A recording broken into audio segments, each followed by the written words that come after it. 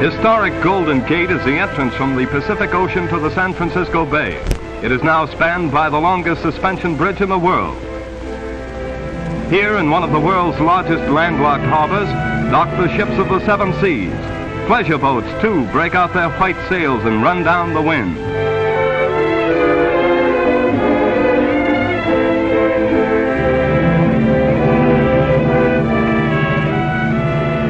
Alcatraz, a grim federal prison, is built on a rock jutting up from the center of the bay.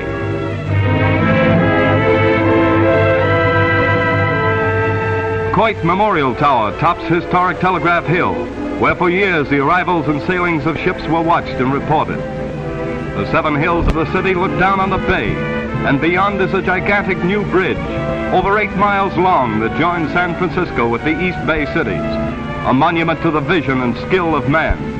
This colossal structure tunnels through Yerba Buena Island and crosses the largest navigable body of water yet spanned.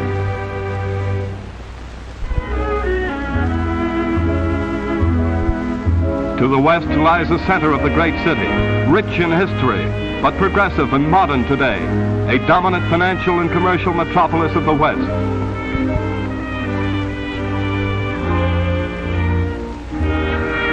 At the foot of Market Street is a big ferry terminal, its tall tower long a famous landmark that can be seen for miles around. From high on Twin Peaks, the beautiful view of the city gives one an idea of its expanse and its many tall buildings on high hills. Market Street is a main business thoroughfare so wide that it has 4 car tracks. It extends diagonally across the city from the ferry terminal out to the Twin Peaks. With its smart shops and theaters, it is a great white way. All about the city there are many sidewalk flower stands, attractively displaying their colorful and fragrant blooms.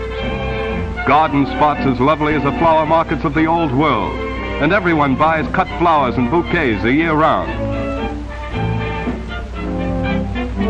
The center of downtown San Francisco is at Market, Kearny, and Geary Streets.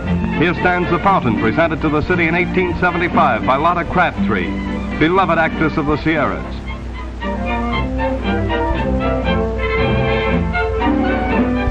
Facing Union Square, where uptown and downtown merge, is the St. Francis Hotel, and in the lovely palm-shaded square, the Dewey Memorial Monument. Some of the streets are so steep that the cars must be run on cables. They're revolved about by the motorman and conductor at the Avenue Terminal on a turntable. A quaint sight indeed. Yes, sir, in San Francisco, hills are hills, and motorists and their brakes must both be good for safe driving as up and down they go. The magnificent new Civic Center includes the Exposition Auditorium, the War Memorial Opera House, and the Veterans Building. The massive City Hall is an impressive building. Its dome is nearly as high as that of the Capitol at Washington. Because of the nearness to the sea, gulls, not pigeons, are the pets of the plaza grounds. The Exposition Auditorium and many other great buildings form an inspiring group about a flower-studded plaza.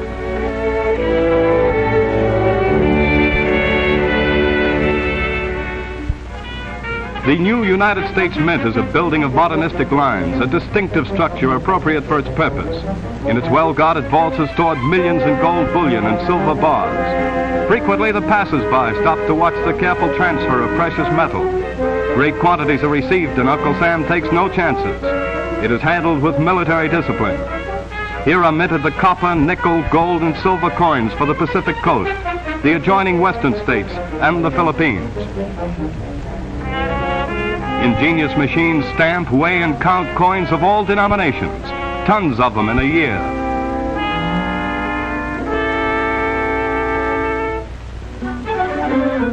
Chinatown, the largest Oriental city in the Occident. In its little park stands the new steel statue of Sun Yat-sen, the father of New China. The streets are lined with pagodas, joss houses, ancient shrines, bazaars, and cafes.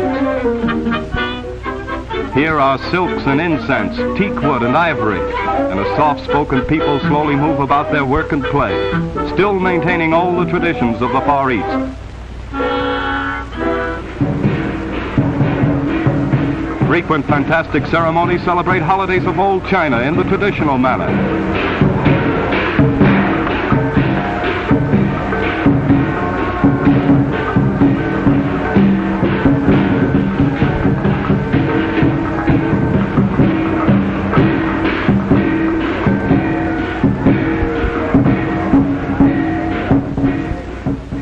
On New Year's Day, all debts are paid and offerings made at the temple by young and old and rich and poor as they file by the altar of Buddha and generously give.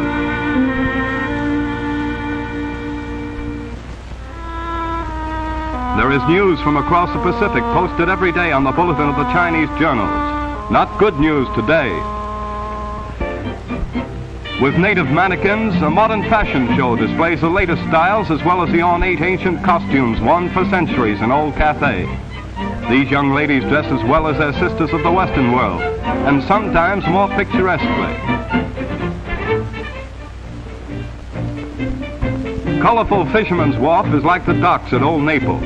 A fish dinner on the wharf is long remembered as an unusual treat.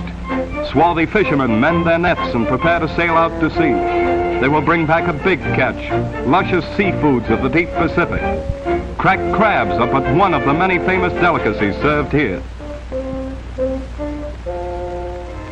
On the site of the Panama Pacific Exposition of 1915, there are still standing and used some of the most beautiful buildings, monuments of the good taste of the last generation.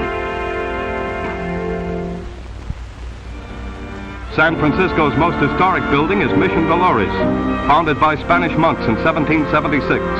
Many unusual relics are seen here from the days when California was ruled by Spain and Mexico. Golden Gate Park is the largest man-made park in the world. The DeYoung Memorial Museum houses many precious exhibits of paintings and statuary, beautiful buildings and monuments set in a garden spot of over 1,000 acres. Winding drives run from the city center to the sea. A singing waterfall in the heart of the park makes the city seem far away.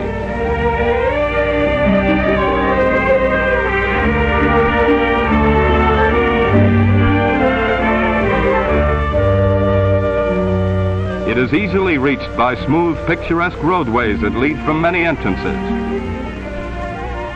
Bridle paths lure the horsemen and horsewomen too. Rolling sheep pastures suggest rest and quiet. Exotic blooms of every land grow well in the botanical gardens. Buffalo graze peacefully, reminiscent of the great herds that roamed the prairies and plains of the early West. These drives seem far away from the city's whirl. Golf is played almost in the shadow of the Golden Gate, and some of the finest courses that golfers know are within the boundaries of the city and easily reached.